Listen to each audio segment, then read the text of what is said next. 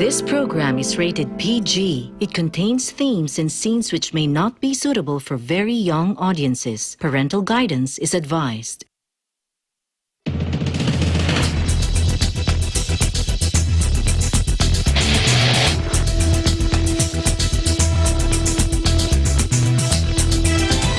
We're working to connect a region of over 600 cultural bridges between our lands.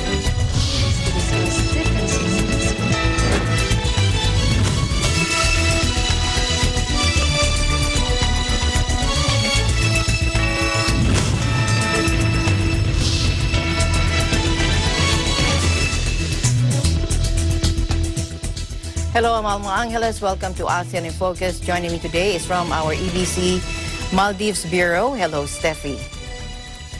Hello, Alma, and I am Steffi D1, bringing you the news in the dynamic ASEAN. On today's headlines. Myanmar's military is likely committing crimes against humanity in its attempt to stay in power, a UN expert said, as the junta claimed that ousted civilian leader Aung San Suu Kyi accepted illegal payments of cash and gold. Along the border, for example, of provinces.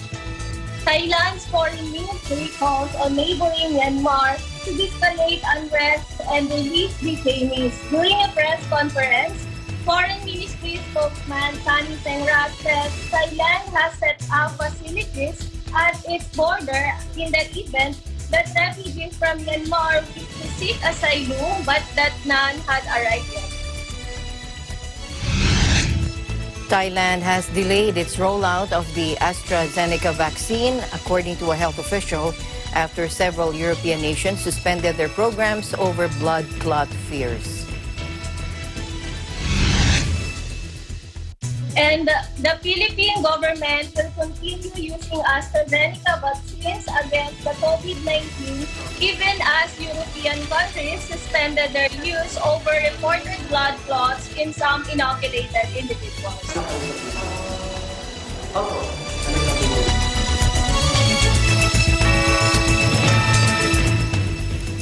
First, to the ongoing crisis in Myanmar, the military is likely committing crimes against humanity in its attempt to stay in power, according to a UN expert, as the junta claimed that ousted civilian leader Aung San Suu Kyi accepted illegal payments of cash and gold.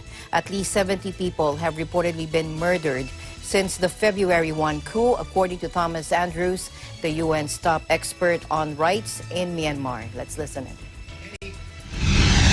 There is growing evidence that this same Myanmar military, led by the same senior leadership, is now engaging in crimes against humanity, including the acts of murder, enforced disappearance, persecution, torture, and imprisonment in violation of fundamental rules of international law. Knowing as we do the price of international inaction, what action must be taken? In the written report that I filed last week, I documented a total of 23 murders. As of this moment, credible reports indicate that Myanmar security forces have murdered at least 70 people. Yesterday, the UN Security Council released a statement expressing their deep concern about developments in Myanmar. They condemned the violence against peaceful protesters and expressed continued support for a democratic transition. These words are welcome, but they are wholly insufficient.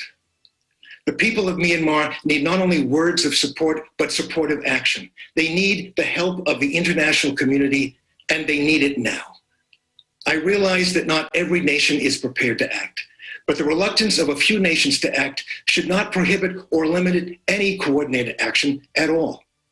The coordinated actions of nations working together will be the most effective actions.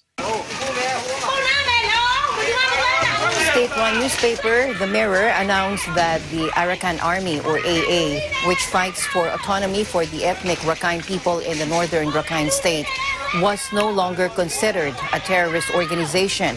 The AA has been fighting the army for years, with hundreds killed and some 200,000 civilians forced to flee their homes. Myanmar expert Hervé Limit-Yu with Australia's Lowy Institute said the military, known as the Tatmadaw, likely wants to focus on the protests. As the crackdown continues, the Sancheng township in Myanmar's commercial hub Yangon had another sleepless night as security forces raided apartments searching for lost police weapons. Thursday saw more hardline action against demonstrators with 9 people killed, including 6 in central Myanmar's Maing Township.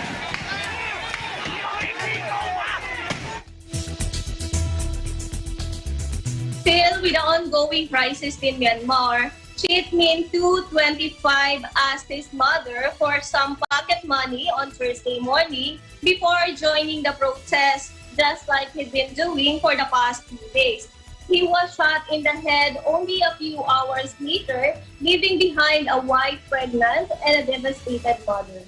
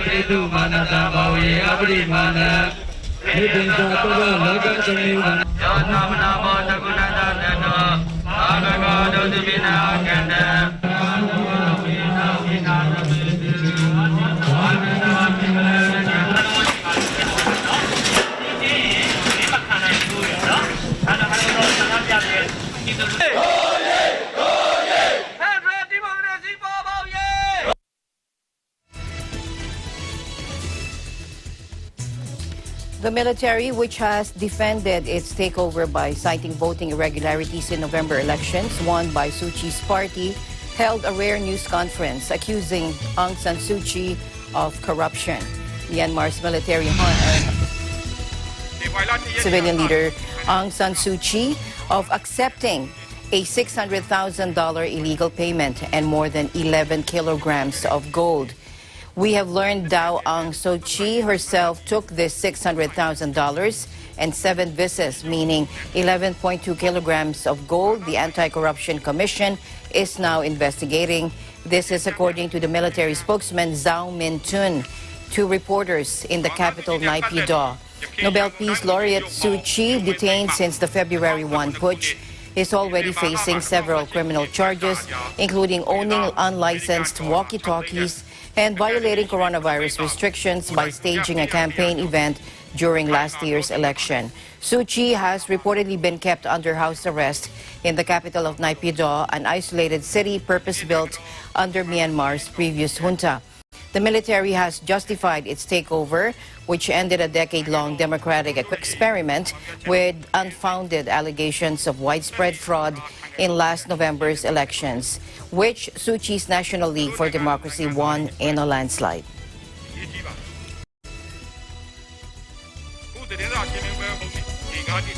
Thailand's foreign ministry calls on neighboring Myanmar to de-escalate unrest and release detainees.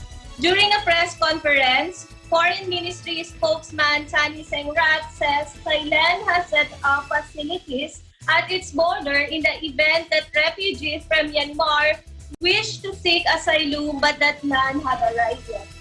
He also said that the ASEAN statement has called on all sides in Myanmar to exercise utmost restraint as well as flexibility.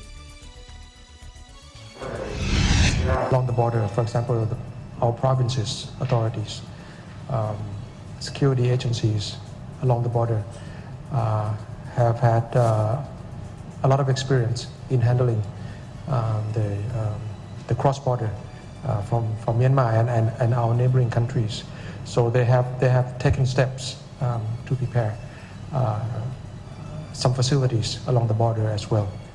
Yes, but so far there has been no persons coming across the border seeking asylum in Thailand, which called on all sides in Myanmar to exercise utmost restraint as well as flexibility. We call for de-escalation of the situation and release of detainees. As with other countries, we are saddened by the loss of lives and sufferings of the people of Myanmar due to escalating violence in the country.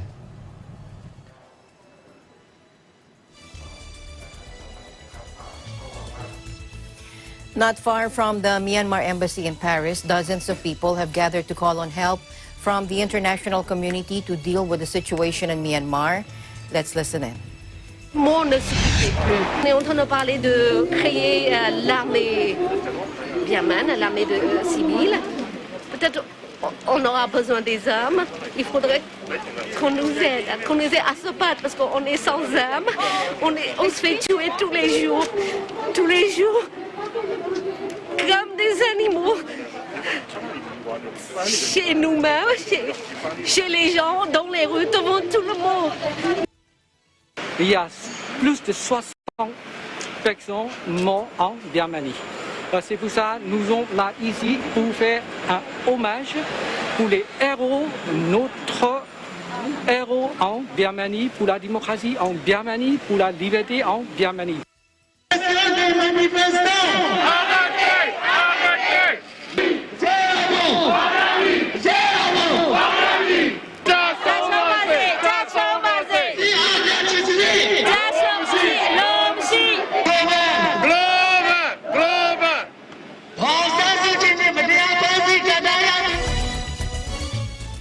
Let's head on over to Cambodia, where it reported its first death from COVID-19. Crystal Ann Ballesteros joins us live. Hello, Crystal.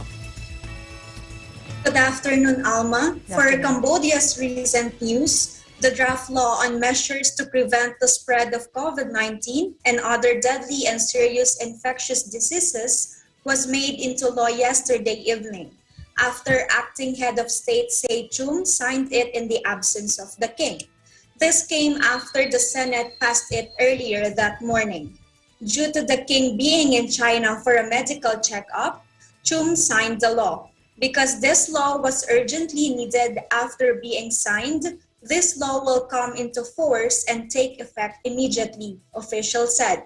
Senate spokesman Mam Bunyeng, the law comprises of 6 chapters and 18 articles, will combat and prevent the spread of COVID-19 by implementing more severe penalties, including imprisonment and fines for those who violate the preventive measures and cause risk of infection in the community.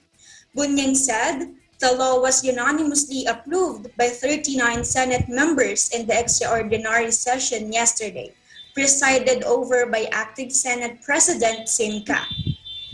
He said that administrative penalties include the withdrawal, suspension, or revocation of a license that can lead to business closure. He added that criminal penalties include fines ranging from about $250 to about $5,000 and imprisonment from 6 months to 20 years, depending on the offense and the intent behind it.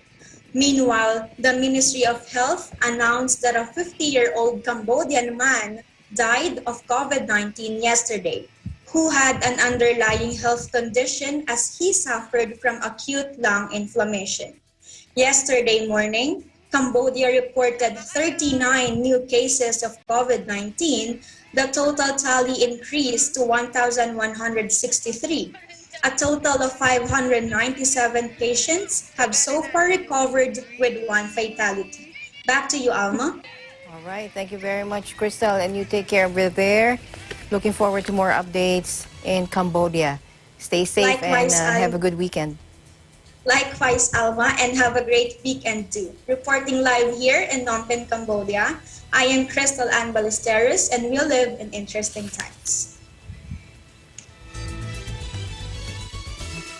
On the other news, none of the emerging SARS-CoV-2 variant is dominant in the Philippines yet, an official of the Philippine Genome Center said Thursday. Let's listen in.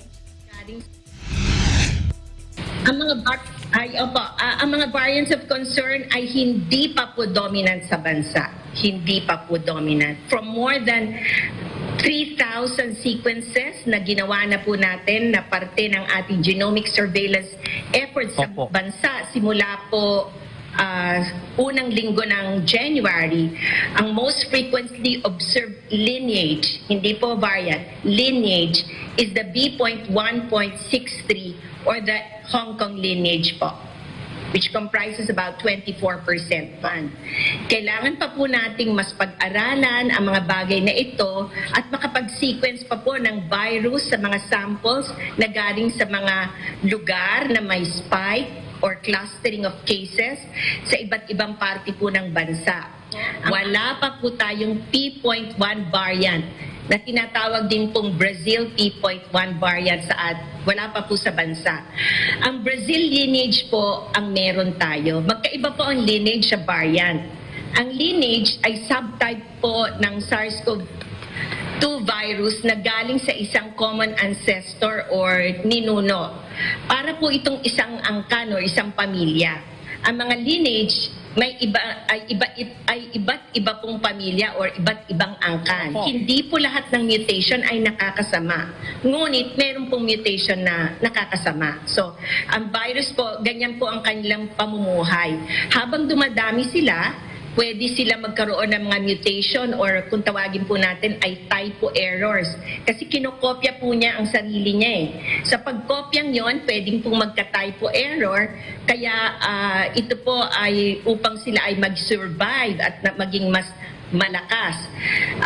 So habang lumalaki po ang bilang ng mga kaso ng COVID in different parts of the world, nabibigyan po ng pagkakataon ang virus na magbago. Ang bawat taong mahahawahan ay pagkakataon para sa SARS-CoV-2 virus na muling likhain ang kanyang sarili. So naniniwala po ang mga scientists na ang virus ay nagiging mahusay sa pagiging isang virus, kaya po kailangan we need to keep our cases low or down.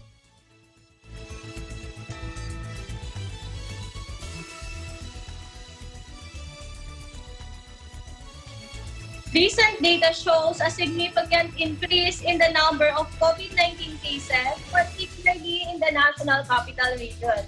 As of March 10, the Department of Health has recorded 2,886 new cases, higher than the previous day's 2,668 new infections. Staying in the Philippines, the Metro Manila Council, composed of National Capital Region, mayors and national government officials, will now impose a uniform and longer curfew hours starting March 15 in response to the surge of infections in the region. The curfew will be from 10 p.m. to 5 a.m. and will start on Monday, March 15. It will last for about 2 weeks. In a virtual presser on Thursday, Metro Manila Development Authority Chair Benjamin Benhar Abalos said that essential workers, such as those working for restaurant or food delivery services, will still be allowed outside during curfew hours, but must present their work identification card or certificate. Even with a curfew, establishments like food deliveries can operate 24 hours. Those essential services, according to Abalos.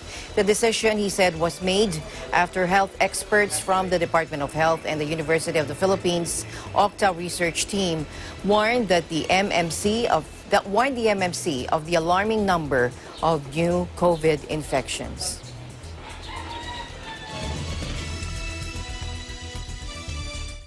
A bus carrying dozens of pilgrims flung down a steep ravine on Indonesia's Java Island, killing at least 27 people, including junior high school students, authorities said Thursday.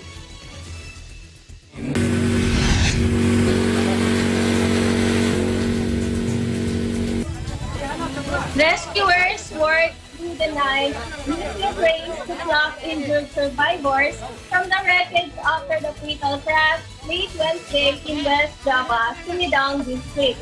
The bus carrying 66 passengers was traveling on a winding, poorly lit road when it flung down on the 20 meters or 64-foot ravine. Authorities said the driver and female passengers were among the dead, while 39 survived the accident. The fatalities are a mix of children and adults. Authorities said they were probing the accident's cause. The bus was returning to the town of Subang from a religious pilgrimage site in West Java.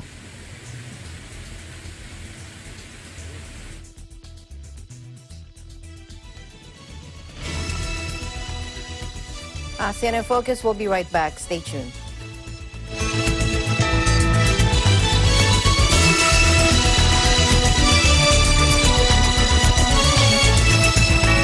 Events happen around us all the time, in our community, in our country, around the world. Events that affect people, move communities, or simply inspire us. Interesting events that people need to know. In these interesting times, we continue to be a competent partner in delivering news about these events. Fast, accurate, balanced, eagle news, because we live in interesting times.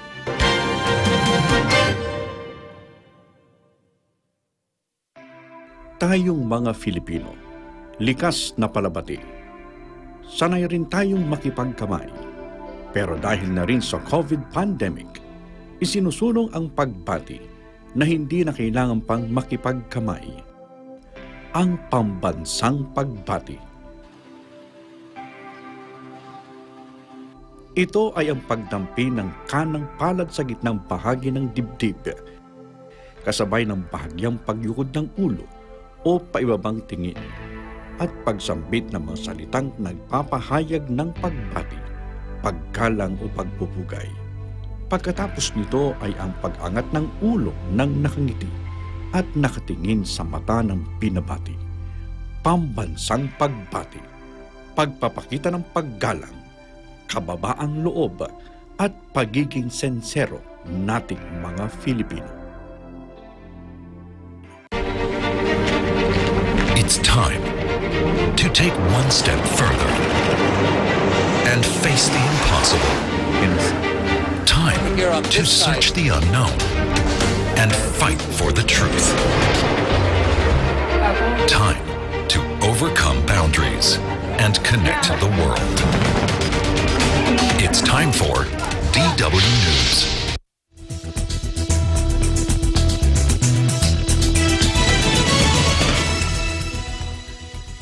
Welcome back to ASEAN in Focus. Thailand will slash mandatory hotel quarantine times for most travelers starting in April, the health minister announced Monday, with most vaccinated people facing just a week in isolation.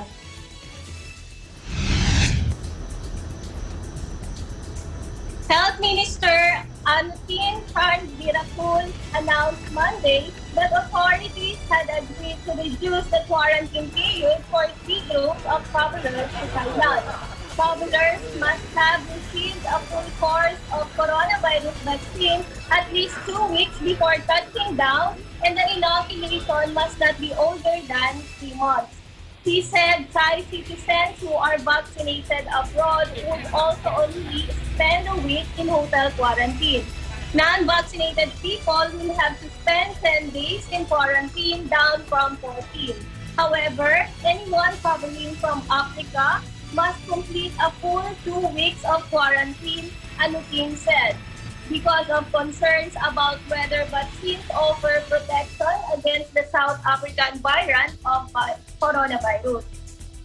The health minister flagged that the government would consider scrapping hotel quarantine requirements altogether in October once there was a high level of herd immunity in Thailand.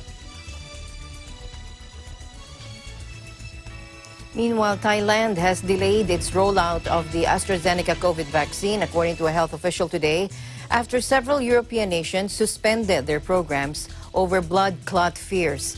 The kingdom was scheduled to start the Oxford AstraZeneca vaccine rollout today, with Prime Minister Prayut Chan-o-cha expected to get the first jab. Vaccine injection for Thais must be safe. We don't have to be in a hurry, according to Pia Sakolsa-Taidorn, an advisor for the country's COVID-19 vaccine committee, in a press conference. Though the quality of AstraZeneca is good, some countries have asked for a delay. We will delay as well, he said. The move comes after Denmark, Norway, and Iceland suspended the use of the Oxford AstraZeneca jab the day before. Austria on Sunday also stopped using doses from one batch after a 49-year-old nurse died of severe blood coagulation problems days after receiving an anti-COVID shot.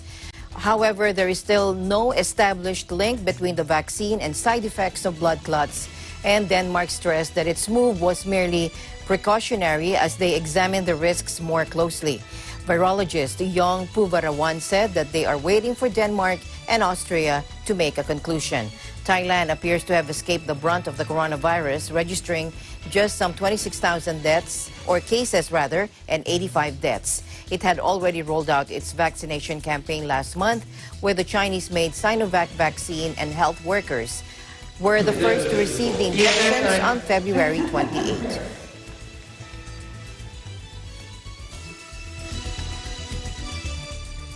Meanwhile, the Philippine government will continue using AstraZeneca vaccines against the COVID-19 even as European countries suspended their use over reported blood clots in some inoculated individuals.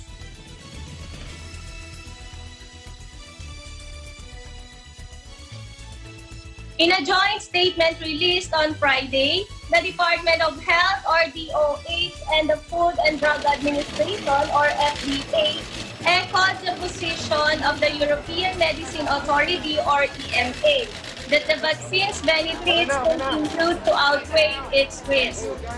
They assured that the government would closely monitor all deployed vaccines as the DOH and FDA coordinate with the National Task Force against COVID-19 over reports of adverse events abroad. The European Medicine Agency, in a report released on Thursday, said there is currently no indication that vaccination has caused the reported blood clots, which are not listed as side effects of the shot. AstraZeneca's vaccine against COVID-19 given to people 18 years and older. It made up of another virus of the adenovirus family that has been modified to contain the gene for making a protein from SARS-CoV-2, the virus causing the disease. AstraZeneca's shots do not contain the virus itself and cannot use COVID-19. According to EMA, the vaccine has mild to moderate side effects, including pain where the injection is given, fatigue, chills, headache, and fever. In case of a severe allergic reaction, a patient are advised to get urgent medical attention. Such reactions may include a combination of feeling lightheaded, changes in heartbeat, shortness of breath, wheezing, swelling of lips or throat, hives or rash, nausea or vomiting, and stomach pain.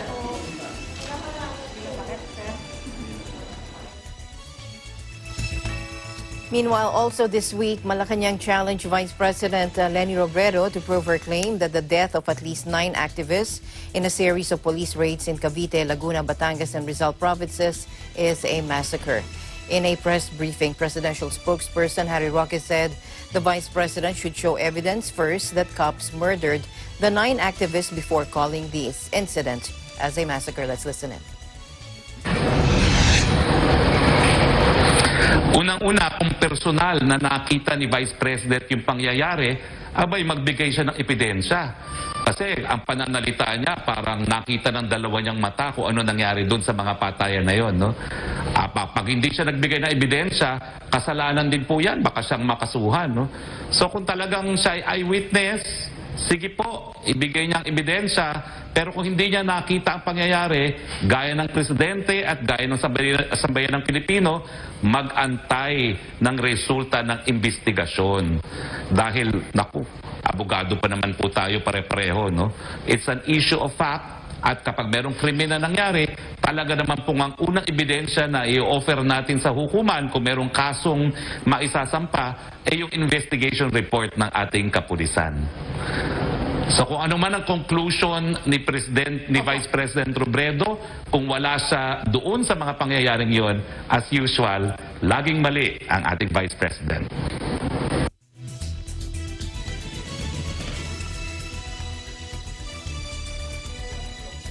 On Monday, the Vice President condemned what she called a massacre of 9 activists during simultaneous police raids on Sunday. The Vice President also called for a clean and independent investigation to ensure that people behind the death of the 9 activists will be held accountable. The Vice President likewise said Filipinos deserve better than this murderous regime, unquote. Now, the Secretary Roque warned that the Vice President that she could face a case if she fails to substantiate her claim about the murder of the activists.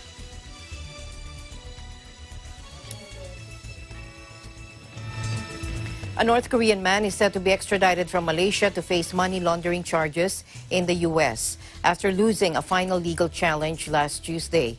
Moon Chol-myung, who has lived in the Southeast Asian country for a decade with his family, was arrested in 2019 following the extradition request from Washington.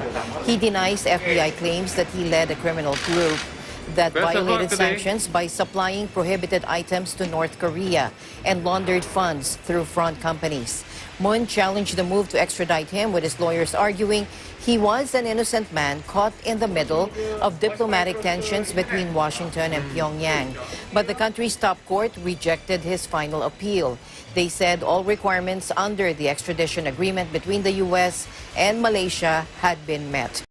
Senator Mohamed Dusuki Mokhtar earlier told the court that it was the government's duty to facilitate the extradition. Moon, in his 50s, was not in court for the verdict, although his wife and daughter were. Lawyer Gu Sung-seng said the family were upset by the decision and authorities would now decide on the extradition date. He's accused of 4 charges of money laundering and 2 of conspiracy to launder money. And the allegations relate mainly to his work in neighboring Singapore, according to his lawyers. It isn't clear what he is accused of supplying, but there have been cases of businesses in Singapore sending luxury items such as liquor and watches to North Korea. The export to North Korea of some luxury goods has been banned as part of sweeping sanctions imposed on Pyongyang by the UN and other countries, including the US, over its weapons programs.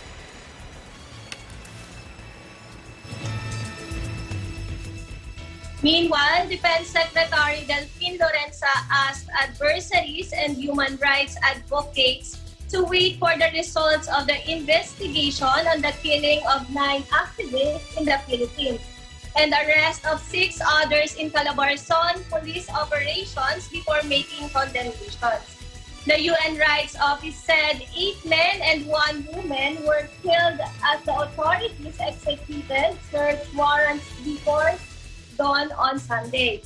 The United Nations said it was, quote, appalled by the apparent arbitrary killing of the 9 activists by security forces targeting alleged communist insurgents.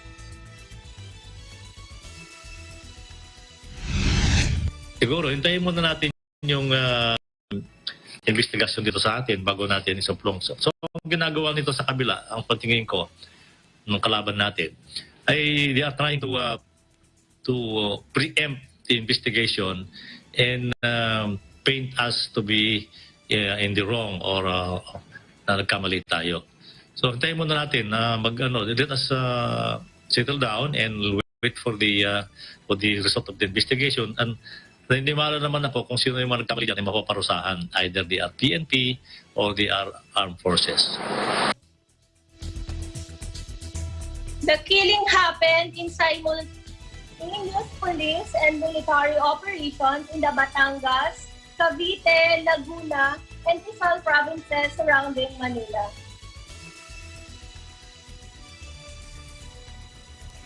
Three prominent Thai pro-democracy figures are denied bail in a Bangkok court after being charged with insulting the monarchy as the government escalates a legal row with a youth-led movement that emerged last year. Take a look. นั่นเองสุดท้ายแล้วเนี่ยถึงจะมีคนเข้าคุกไปถึงเราจะต้องเข้าคุกไปอีกคนหรือว่ากี่คนเนี่ยสุดท้ายแล้วคนที่อยู่ข้างนอกเขาก็ยังต่อสู้กันอยู่มันไม่จำเป็นว่าต้องมีเรามันถึงจะสู้ได้เนี่ยเราไม่ห่วงเลยแม้แต่นิดเดียวว่าการเคลื่อนไหวมันจะหยุด The 3 activists, Panusaya Rung, Sijiri Watanakul, Panupong Mike Jadnok, and Jatupatpay Bun Patararaksa were charged with violating royal defamation laws over a rally in central Bangkok in September.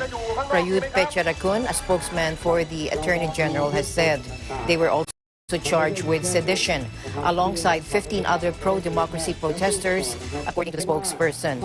All 3 face other royal defamation charges. At the peak of the protest, tens of thousands massed in the streets of Bangkok demanding the resignation of Prime Minister Prayut Chan-o-cha's government and a new institution. The movement broke long-held taboos by calling for reforms to the monarchy in a country where the royal family is considered untouchable and has been treated with reverence for decades. The monarchy is protected by the kingdom's harsh lay mahesta laws, referred to as 112 by its penal code section, which carry penalties of up to 15 years per charge. The activists marched to a Bangkok criminal court Monday morning, flanked by scores of supporters carrying flags and posters of other detained protest leaders.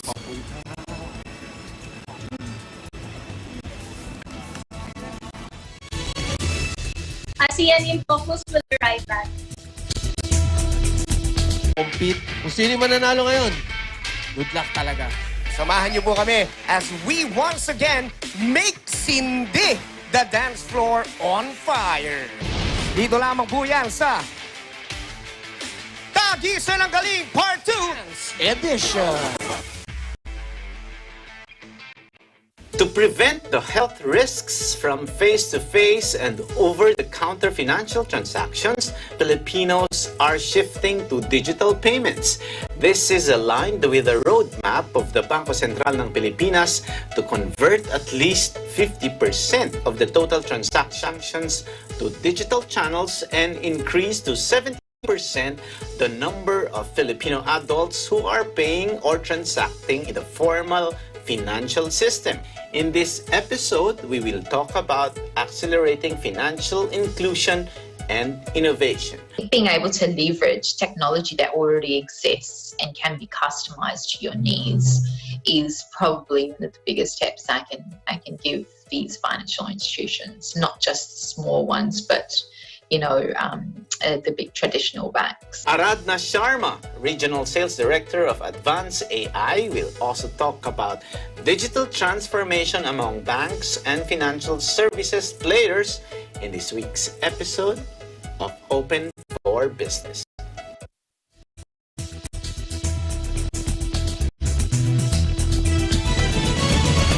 Welcome back. Foreign Minister Faisal bin Farhan signed agreements with his Malaysian counterpart, Hishamuddin Hussein, during a meeting between Crown Prince Mohammed bin Salman and Malaysian Prime Minister Muhyiddin Yassin in the capital, Riyadh. According to Arab News, the first agreement included the minutes of the establishment of the Saudi-Malaysian Coordination Council. The second agreement dealt with the arrival of pilgrims, and the third was a memorandum of understanding in the field of Islamic affairs. Earlier, Saudi Arabia's Crown Prince held a meeting with the Malaysian Prime Minister on Tuesday, and during that meeting, they reviewed bilateral relations, aspects of cooperation, and opportunities for strengthening them in various fields. According to Saudi press agency in a report, both sides also discussed developments in the region. The meeting and signing ceremony were also attended by the Minister of Energy, Prince Abdul Aziz bin Salman, and the Minister of Investment, Khalid Al Fali.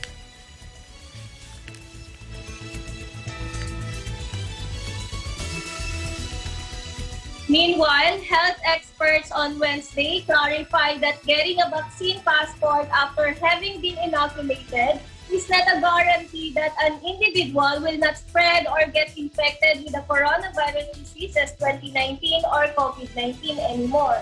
In a laging handa briefing on Wednesday, Dr. Anna Ong Lim, a member of the Department of Health's DOH Technical Advisory Group, said vaccine passport will merely serve as a record that an individual has been vaccinated.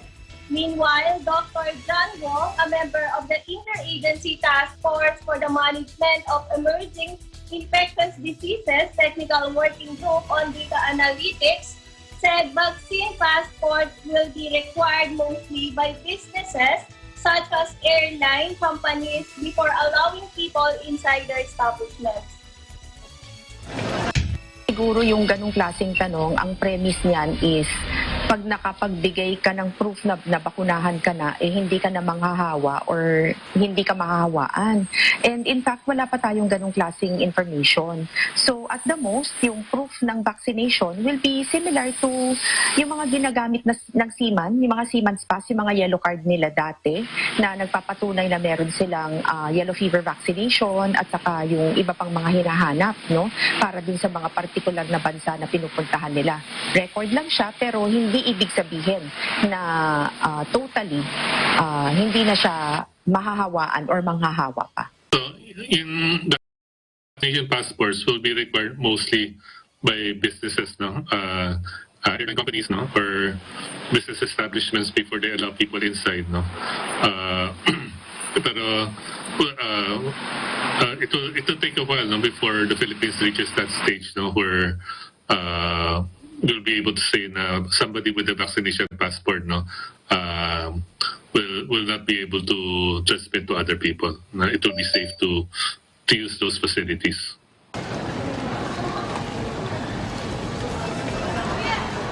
Meanwhile, Wong said that the Philippine Genome Center has detected several cases of both the UK and South Africa variant of the virus that causes COVID-19. noting that the UK variant was known to have increased transmissibility, while the South Africa variant is supposed to be resistant against vaccines. He said the current surge of new cases of COVID-19 in the country may be caused by the UK variant. If over half of all cases in the National Capital Region, or NCR, gets infected with the UK variant, he said there may be an increase of 9 times more cases after a month. Variant. 9 times more cases? Variant makes the virus more resistant to the vaccine, but does not increase transmissibility. In UK variant, increases transmissibility. No? So maybe part of the surge that we're experiencing now is due to the UK variant. Sinusubaybayan pa natin yung impact ng mga variants sa iba't ibang klaseng bakuna. And pwede natin gamitin yung information na nanggagaling sa ibang bansa para ma-gauge no, kung ano ba ang change dun sa efficacy na tinatawag. Pero having said that, dapat din tandaan na sa ngayon kasi kung hindi ka pa nababakunahan, syempre wala kang protection. Zero ang iyong level of protection. So kahit ano pang bakuna ang matanggap mo, kahit sabihin pa natin na medyo bumaba ang bisa niyan, meron pa rin kaysa sa zero kung hindi ka nagpabakuna.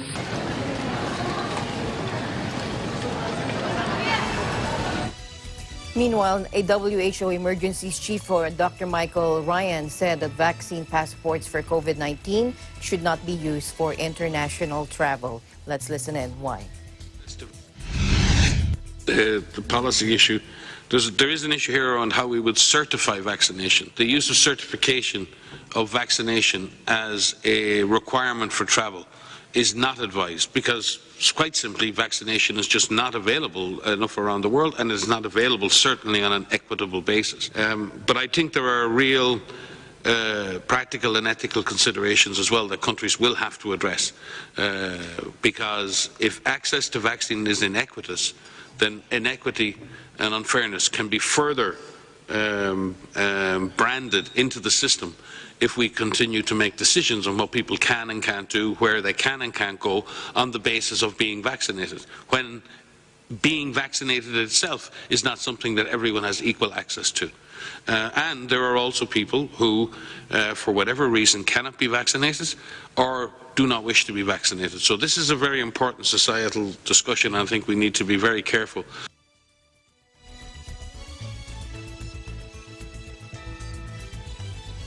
Bali's Day of Silence was even quieter than usual this year as coronavirus fears prompted authorities to scale back this annual holiday.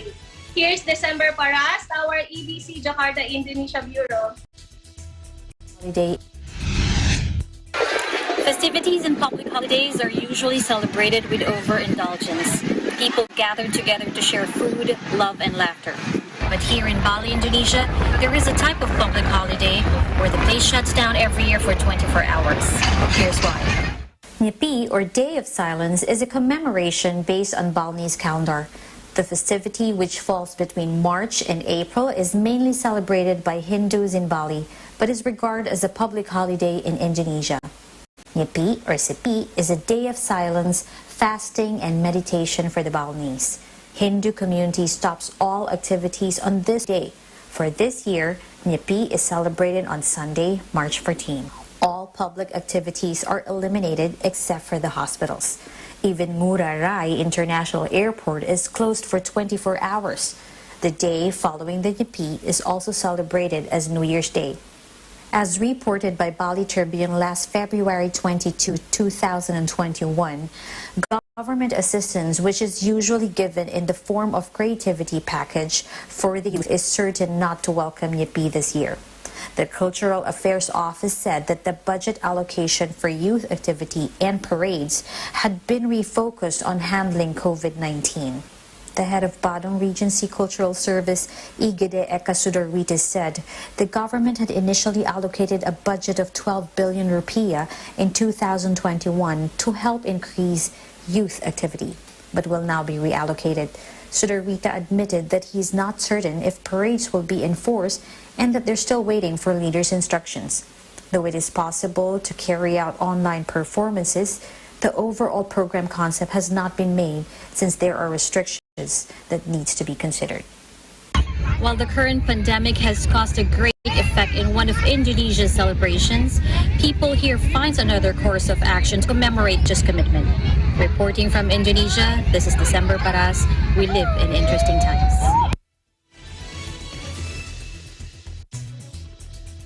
Meanwhile, an aid to humanity recently held in Phuket, Thailand. Here's Novi Kawile for the details. In view of the recent situation of the world, the people are continuously suffering from poverty and lack of livelihood due to COVID-19. Many have lost their jobs and are confined in their homes with nowhere to go. Among those greatly affected by the shutting down of the world is the tourism-dependent island of Phuket in Thailand.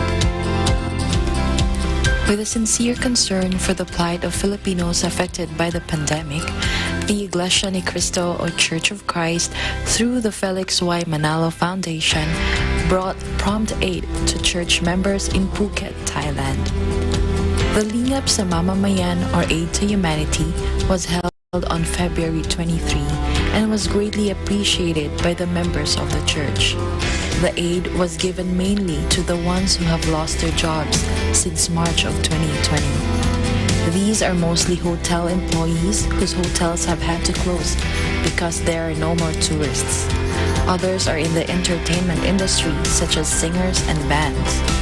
They are truly grateful for the help extended by the church through the Felix Y. Manalo Foundation. And despite the difficulty, they are remaining hopeful in the situation. They are already gearing up and expecting that some hotels are already open mid this year. Kami pong mga kapatid sa lokal ng Phuket, distrito ng Thailand, ay nagpapasalamat sa puso sa ating pinakamamahal na kapatid ni Lord Limanalo, sapagkat halos isang taon na walang hanap buhay ang mga kapatid. Nakatanggap kami ng pinansyal na tulong galing sa ating pinakamamahal na kapatid. Maraming salamat po, kapatid na Lord Limanalo. Kami po ay nangangako patuloy na magpapasakop sa inyo. Patuloy na dadalo ng pagsamba. Maraming salamat po. Reporting from Phuket, Thailand, I'm Novi Kawile. We live in interesting times. And here is Mirna Soriano to take us on a tour of some parts of City of Malaysia on a KL hop-on-hop-off bus.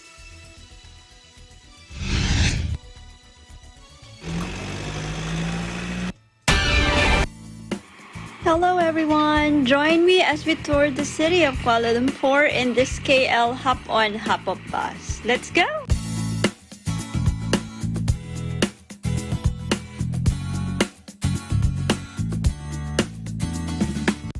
So if you want to ride hop-on-hop bus, don't worry because we sanitize our bus. If the guests want to ride the bus, we will scan for the temperature and also screen QR barcode. The current situation and for the safety of all the passengers, you are only allowed to enjoy the view of the city from inside of the bus. This is Petronas Twin Towers, the twin skyscraper in Kuala Lumpur. With 88 floors, it remains the tallest twin towers in the world. We are going to the KL Tower. This is a communication tower with a height of 421 meters. The top of the tower is a revolving restaurant, which is a great place to see the panoramic view of the whole city of Kuala Lumpur. This is Jalan Bukit Bintang, which is a major road in Kuala Lumpur. This is a favorite destination for mall goers and shoppers. This is also a popular entertainment area with a lot of bars and restaurants. As we go along with the tour, we can see a lot of different old buildings around the area, one of which is Kota Raya. This is a popular hangout destination for most of our kababayan in Kuala Lumpur. Now passing through Petaling Street, also known as Chinatown. This place has a lot of souvenir shops. It's also popular for street foods and night market. Nearby is Central Market, which is also a great place to shop. You are now seeing the old railway station. This is one of the most charming buildings found in Kuala Lumpur, which is completed in 1910. This is Brickfields. It is also known as Kuala Lumpur's Little India. It is popular for Indian food delights and also known as Divine Location, as there's many religious structures, which some are over 100 years old. We are now in the capital of Malaysia. This is Kuala Lumpur Central, opened on 16th of April 2001. KL Central replaced the old Kuala Lumpur railway station as the city's main intercity railway station. This is the National Museum of Malaysia. It was opened on the 31st of August 1963 and it serves as a repository of Malaysia's rich cultural and historical heritage. We are here at Merdeka Square, also known as Independence Square. It was here the Union flag was lowered and the Malaysian flag hoisted for the first time at midnight on 31st August 1957. Since then, Merdeka Square has been the usual venue for the annual Merdeka Parade or the National Day Parade. Istana Negara is Malaysia's national in 19. This 13-acre castle used to be the official residence of the King of Malaysia. And that's about it. I hope you enjoy our bus tour. This is Sister Myrna. Thank you for joining me.